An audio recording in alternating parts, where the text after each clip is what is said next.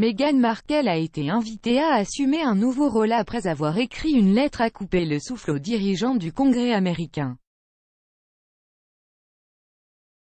Mercredi, la duchesse de Sussex a fait un grand pas politique avec une lettre au Congrès américain. Dans sa lettre, Meghan a demandé à la présidente Nancy Pelosi et au chef Charles Schumer de prendre un congé payé pour les parents. Maintenant, suite à son plaidoyer, Meghan a été invitée à assumer un nouveau rôle avec American Heart Advocacy. L'organisation à but non lucratif a rejoint plus de 20 groupes de patients et de soignants pour exhorter les décideurs fédéraux à préserver les congés familiaux et médicaux payés dans la version finale de la loi Build Back Better Act. Après la publication de la déclaration de Meghan sur Twitter, l'association à but non lucratif a tweeté. Parce que lorsque croisillon congue accent aigu payé est un droit, nous créons une fondation qui aide à traiter les résultats de croisillon santeux accent aigu mental, les coûts de croisillon santeux accent aigu et la force économique sur la ligne de départ. D'autres ont ensuite appelé la duchesse de Sussex à rejoindre l'organisation à la suite de sa demande de congé payé. Un utilisateur de Twitter, @relbella, a écrit « Deux de mes choses préférées, la duchesse de Sussex et le plaidoyer. Et Meghan vient travailler avec @amart Advocacy ». Ensuite, la lettre ouverte de Meghan a été saluée par le membre du Congrès Eric Swalwell, qui sert en Californie, et a qualifié son sentiment de « puissant ». Dans un tweet partageant le plaidoyer sur le thème « Croisillon Paid Leave for All » de la duchesse de Sussex, il a écrit « Il est temps que les familles américaines profitent de ce que presque tous les pays offrent à leurs citoyens, Croisillon Paid Leave for All ». Astérisque lisez ci-dessous, emoji pointant vers le bas. Une puissante lettre au Congrès de Meghan, la duchesse de Sussex.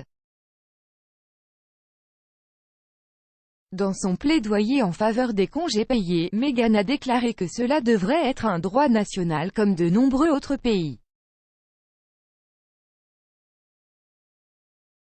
Elle a conclu, les congés payés devraient être un droit national, plutôt qu'une option patchwork limitée à ceux dont les employeurs ont mis en place des politiques, ou à ceux qui vivent dans l'un des rares États où un programme de congés existe.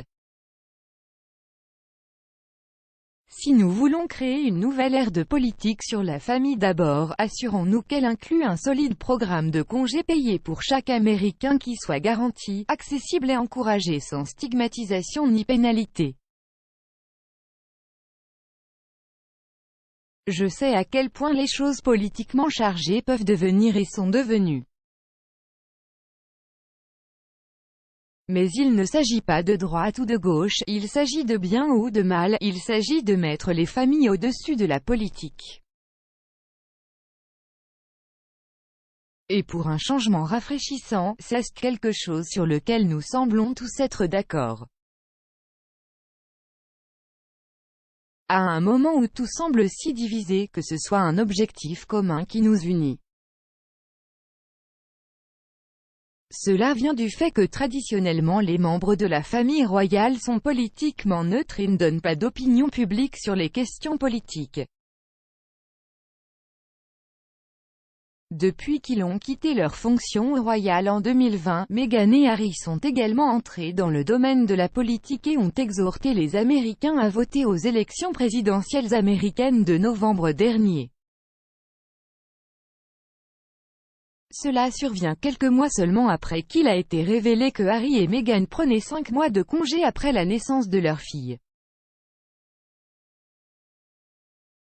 L'experte royale Marlene Koenig a comparé cela aux mères américaines et a insisté sur le fait que ce n'était pas la norme.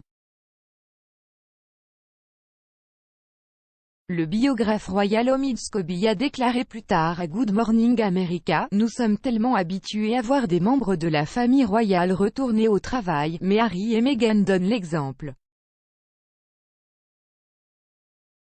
Ils offrent jusqu'à 20 semaines de congé parental à Archewell, ce sera plusieurs mois de congé pour eux deux.